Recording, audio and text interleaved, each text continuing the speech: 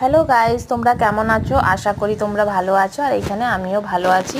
তো আজকে নিয়ে আসলাম ডোমসের কিছু কালার কালেকশন। অনেকগুলো পেটি এসেছে, এখন একটা পেটি খুলে করে ওপেন করে দেখাবো এটার মধ্যে কি কি আছে। সবগুলো খোলা তো সম্ভব নেই, তো এই দেখো এখানেই আছে 10 টাকাওয়ালা কালার। ডোমসের কালার অনেকই সস্তা থাকে, আর প্রাইস রেকর্ডিং 10 টাকা আর 15 টাকা। এটা আছে 15, আর এইটাও 15। আর এইখানে দেখো ক্লে আছে, ক্লেগুলো।